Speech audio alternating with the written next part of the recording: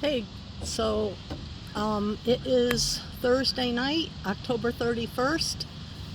This is my 40 months and I can't get it right.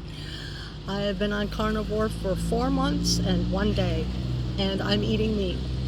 And I don't know what else to say about any of that. Let's see. I feel really good.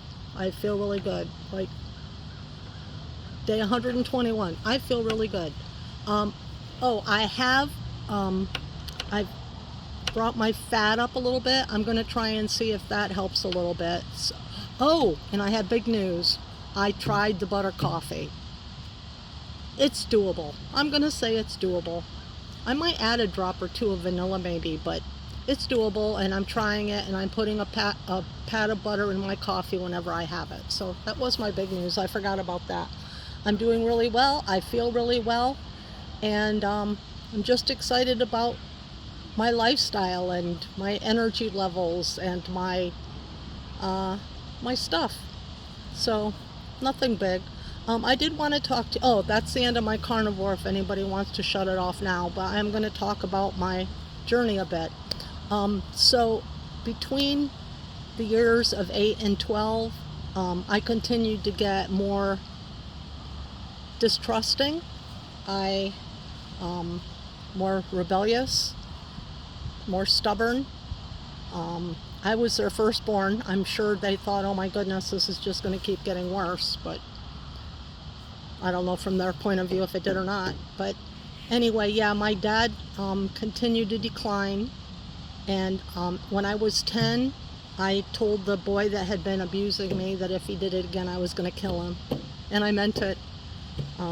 Thankfully, it didn't come to that. That was the end of that, except I'm not sure who else he turned to in the family. And as a 10-year-old, I wasn't thinking about what might be next. So I harbored some guilt about that through the years that, he went to my cousins or my sisters or brothers. A whole lot of, what do you call that? Anyway, crap in the family. So that happened about the time I was 10. But like, even I had like a school thing. I was a favorite of my teacher in 6th grade, and I really didn't care what my mother was thinking or my dad at that point. And my teacher asked me. It was a parent-child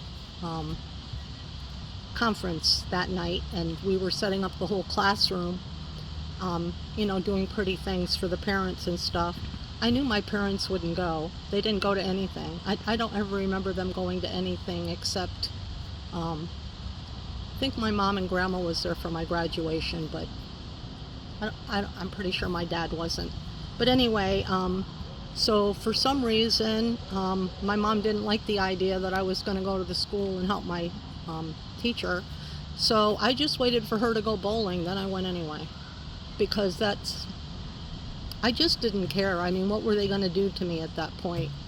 And I pretty much thought they were both, I don't want to say stupid, because neither one of them are stupid, but they weren't watching. They weren't caring. Maybe neglectful. I guess that's what I would say. They're both very narcissistic, and it was all about them. And I learned later that when you grow up in a narcissistic home, it's a lot like growing up in an alcoholic home. Like, I could tell a story one time and my mother would laugh and think that was really funny, and I could tell a story the next time and I would get cuffed in the face. So it was a whole duck and weave all the time. It was always duck and weave. And then of course I was watching my younger brothers and sisters. I was in charge of doing all the dishes for all of us, which was 7 of us by now. I taught my baby sister how to cuss. That wasn't a good idea because she decided to show everybody at the dinner table with the mannerism. I realized right away that wasn't my best time. Also, by this time, because of the abuse, I'm sure I was just really excited about getting on with my life and having a boyfriend. And I thought I was ugly, and looking back, I realized I wasn't, but it was just all such a poor self-image that I had, and it's too bad because it would have been nice to know that when I was younger. You know, no girl should be told she's ugly, and no father should put down one child and pick up another one that might be prettier or whatever. But either way, that being said, yeah, I was sneaking out of the house too. I had a boyfriend at the time that I did when I turned 12, and we were in 6th grade, and they were in 7th, and they had like a pop band, like the original boy pop band. And it's funny because I was popular, but at the same time I still felt like I didn't have a great self-image. That's pretty sad.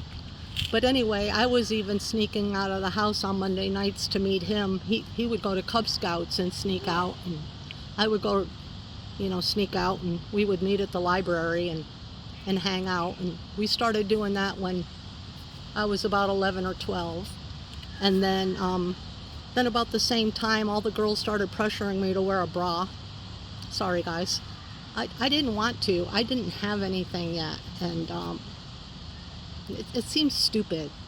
The undershirts that they had were all those little. They either had a little pink or blue flower on the front. But cotton blouses were in style at the time. So I understand from my mom's point of view. But I mean, she said, you have to decide right now before school starts. You either have to go get some undershirts or you're going to have to go get a bra. Well, at the time I never thought about getting the undershirts and taking the stupid flower off. But so I went down, and my mom sent me downtown, which is a town about like 5,000. It was a small town. Everybody knew each other. And like I said before, my parents owned one of the big companies in town. So everywhere I went, people knew me. And it was just, I could get in trouble because they'd tell my parents. So anyway, I went down to the town to get a bra, and I walked in and I said to the lady, my mom sent me down here to get a bra. And she said, well, what size is your mother? And I said, it's not for my mom, it's for me. And she stood back and laughed at me and said, for what? I mean, how demeaning, And of course, she didn't know what I had been through since I'd been 5, but how awful to say that to a kid. And then I got sent a note in music class from a boy behind me, and it said, you're a carpenter's dream. Do you know what that is? And I opened it up, and it says, a carpenter's dream is flat as a board and easy to screw. I don't get it, So anyway, that is not like the best ending right there, but I'm going to close it for now. And then I'll start up I think I'll start up at 12, because 12 to 15 starts taking a major jump. Like I said, all these years I just got more and more rebellious, and I just learned how if I was going to backmouth my mother, I better be by the front door, because she could flip that pancake turner off that utensil thing in a heartbeat. So, and my dad, one time I did mouth off, and he chased me all the way through town. That must have been a funny sight, but anyway, yeah, I'm going to stop it for now. Don't be depressed for me, because I'm telling you this story, and I'm remembering things that I hadn't thought of for a time. So, but I am wanting to say it because it all turns out perfect. I don't want to make it seem like I'm down, and I don't have regrets. I've worked through stuff, years and years of counseling, both with my sisters and just alone. So please don't feel bad for me. We'll get to the good part, I promise. So I'll talk with you all soon. Bye.